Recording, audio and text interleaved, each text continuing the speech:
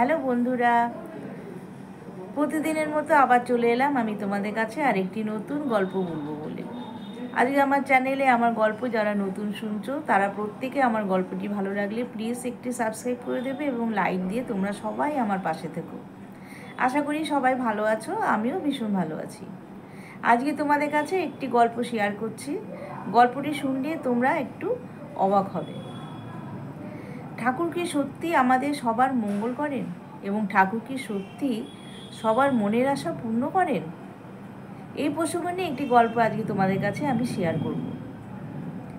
এক ভক্ত প্রতিদিন মন্দিরে যায়, গিয়ে ঠাকুরের জায়গাটা পরিষ্কার পরিচ্ছন্ন ঝাড়ু দিয়ে মুছে ঠিক করে রাখে। এরকম সে প্রতিদিন এটাই তার কাজ। আর প্রতিদিন সে দেখে দূর দূরান্ত থেকে, লোকালয় থেকে কত ভক্ত, কত লোক তার কাছে, ঠাকুরের কাছে এসে তাদের মনের আশা প্রার্থনা করে, তাদের কত চাহিদা ঠাকুরের কাছে বলে। ঠাকুরকে কেউ বলছে, কত ধরনের কথা বলছে, আর ঠাকুর সবার মনের আশা পূর্ণ করে দিচ্ছে এবং তারা খুশি মনে যখন তাদের প্রার্থনা সফল হয় আবার তারা এসে পুজো দিচ্ছে। তো এরকম সেই ভক্ত প্রতিদিন দেখে তো একদিন সে ঠাকুরকে জিজ্ঞেস করলো, আচ্ছা ঠাকুর, তোমার কাছে প্রতিদিন কত ভক্ত আসে, তাদের সবার মনের আশা তুমি পূর্ণ করে দাও, আর তুমি এই যে দাঁড়িয়ে থাকো, সারাদিন ধরে দাঁড়িয়ে থাকো, তোমার কি কোনো কষ্ট হয় না? তখন ঠাকুর বলছে যে দেখ, আমি সারাদিন মানুষের সেবায় নিয়োজিত থাকি, সবার মঙ্গল করি, সবার প্রার্থনা শুনি, আমার কষ্ট কি আমি বুঝতেই পারি না। ভক্ত বলছে না, এটা তো হয় না, সে নাছোড়বান্দা। সে বলছে না না, কখনোই তুমি এত কষ্ট করো না, একদিন অন্তত তুমি আমার জায়গায় আসো আর আমি তোমার জায়গায় গিয়ে দাঁড়াই, তাহলে তোমার কিছুক্ষণের জন্য তো বিশ্রাম হবে। এই কথা শুনে ঠাকুর বললেন যে ঠিক আছে, তাহলে তুই কাল ভোরবেলায় তুই চলে আসিস, তুই আমার জায়গায় এসে দাঁড়াস আর আমি তোর জায়গায় যাব। এই কথা শুনে তখন সেই ভক্ত সকালবেলায় এসে ঠাকুরের জায়গায় গিয়ে দাঁড়ালো এবং ঠাকুর তার জায়গায় এসে থাকলো। কিন্তু ঠাকুর ভক্তকে বলেছিল যে ঠিক আছে, তোর কথা আমি শুনবো ঠিকই, কিন্তু একটা শর্ত তোকে মানতে হবে। তুই তো আমার জায়গায় দাঁড়াবি, সারাদিন তুই দাঁড়িয়ে থাকবি, একটা দিন গোটা, এই একদিন কিন্তু সারাক্ষণ তুই একটা কথা বলবি না, কোনো কথা তুই বলবি না, তাহলেই কিন্তু আমার জায়গায় তুই থাকতে পারবি। এই কথা শুনে ভক্ত বলল, হ্যাঁ হ্যাঁ আমি পারবো, তাই হবে। তো সেই মতো তাই কাজ হলো। পরের দিন সকালবেলায় ঠাকুর সেই ভক্তের জায়গায় এসে ঝাড়ু মোছার কাজ করছে, আর ভক্ত কী করছে, সেই ঠাকুরের জায়গায় গিয়ে দাঁড়িয়েছে। প্রতিদিনের মতো সেদিনও প্রচুর দর্শনার্থী, প্রচুর লোকজন সবাই আসছে, এসে এসে ঠাকুরের কাছে নানান ধরনের প্রার্থনা করছে। তো সেদিন কি হলো, প্রথমে একজন খুব বড় ব্যবসায়ী, সে সেদিন ব্যবসায় প্রচুর অর্থ উপার্জন করেছে। অর্থ উপার্জন করে এক সুটকেস সে টাকা নিয়ে ঠাকুরের মন্দিরে এসে ঠাকুরকে খুশি মনে প্রচুর প্রার্থনা করছে তাকে, যে ঠাকুর আজকে আমার ব্যবসা ভীষণ ভালো হয়েছে, আমি আজকে অনেক অর্থ উপার্জন করেছি, আমি আজকে এক বাক্স ভর্তি টাকা পেয়েছি আমার ব্যবসায়, আমি তোমার কাছে খুব খুশি, তুমি আমার সকল মনের বাসনা পূর্ণ করেছো তুমি আজকে, তাই তো আমি তোমার কাছে এলাম বাক্স শুদ্ধ টাকা নিয়ে, আমার এই কাজটা সফল হয়েছে, আমি আজকে প্রচুর অর্থ পেয়েছি। এই বলে ঠাকুরকে নানান ধরনের প্রার্থনা করে সে যখন চলে যাবে, যাওয়ার সময় সেই বাক্সটা ভুল করে রেখে দিয়ে চলে গেল। তার কিছুক্ষণ পরে এলো একজন খুব গরিব মানুষ। সেই গরিব মানুষটি এসে ঠাকুরের কাছে প্রার্থনা করছে যে ঠাকুর, আমার দুবেলা দুমুঠো খাওয়ারই জোটে না, আমার ভীষণ কষ্ট, আমি না খেয়ে থাকি, আমার ছেলে মেয়ে বউ বাড়িতে তারা দিনের পর দিন উপোস থাকে, এই কষ্ট যে আমি আর সহ্য করতে পারি না ঠাকুর, তুমি আমাকে এক পথ দেখাও, তুমি আমাকে পথের সন্ধান দাও, কিভাবে আমি ভালো একটা কাজের সুযোগ পাবো, কিভাবে আমার হাতে প্রচুর অর্থ আসবে। এই প্রার্থনা করে সেই গরিব মানুষটি খুব কান্নাকাটি করছে ঠাকুরের কাছে। কান্নাকাটি করে যখন সে চোখ খুলে দেখে সামনে একটা এরকম বাক্স। সে বাক্সটি নিয়ে বাড়ি চলে গেল এবং বাক্সটি নিয়ে বাড়ি গিয়ে খুলে দেখলো তার মধ্যে প্রচুর অর্থ।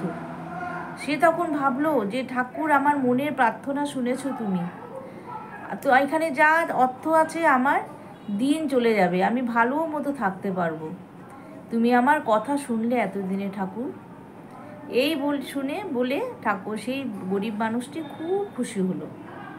তার কিছুক্ষণ পরে এলো একটি যুবক, সে ঠাকুরের কাছে প্রার্থনা করছে যে ঠাকুর, আজকের দিনটা আমার ভীষণ ভালো, কারণ আমি বহুদিন পরে চেষ্টা করে একটা চাকরির সন্ধান পেয়েছি এবং সেটা হচ্ছে বাইরে ভিন দেশে, সেখানে জাহাজে করে যেতে হয়।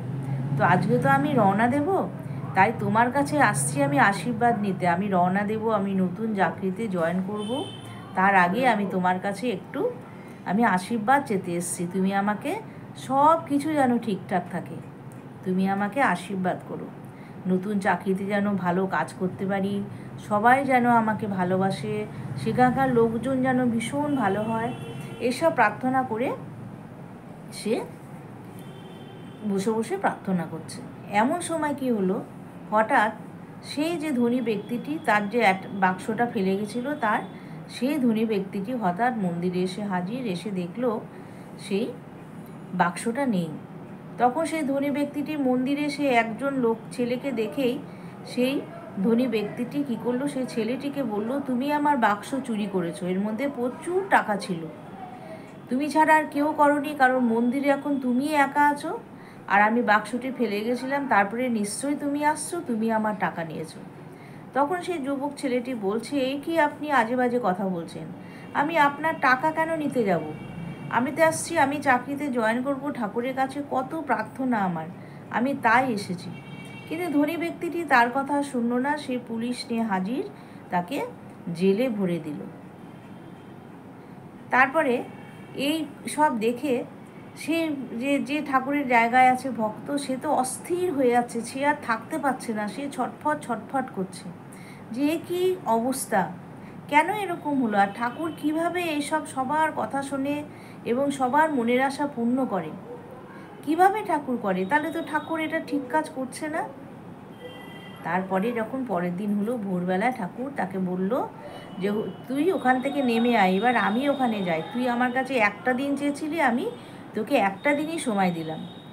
সেই ভক্ত তখন সেই ঠাকুরের জায়গা থেকে নেমে এসে তাকে ঠাকুরকে বলছে, আচ্ছা ঠাকুর, আমি তো ওখানে থেকে তোমার কাছে কত লোক কতজনা আসে, আমি তো সবার অবস্থা দেখে আমি অবাক হয়ে গেলাম, কারণ আমি দেখলাম যে তুমি তো সবার মঙ্গল করো না, তুমি তো কত রকমভাবে মানুষকে হেনস্থা করছো। দেখো তো আজকে সেই ধনী ব্যক্তিটি তার বাক্স ফেলে রেখে গেছে ভুল করে, আর গরিব ব্যক্তিটি এসে তার বাক্স নিয়ে গিয়ে সে ভালো অবস্থা হয়ে গেল।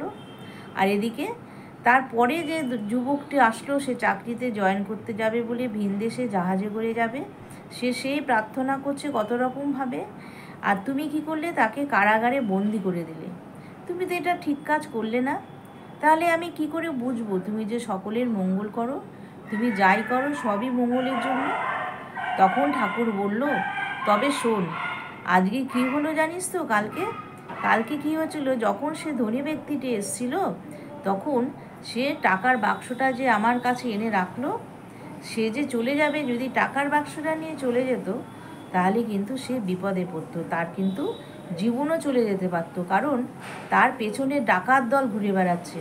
ডাকাতরা জানে তার সেই বাক্সের মধ্যে প্রচুর অর্থ আছে, সে যখনই সেই বাক্সটা নিয়ে বেরোতো আর তখনই ডাকাত তাকে ধরে ফেলতো এবং তাকে হয়তো মেরে ফেলে তার থেকে অর্থ নিয়ে যেত। তার জন্যই তাকে সে বাক্সের কথা ভুলিয়ে দিলাম এবং তার জীবনটা তো বাঁচলো।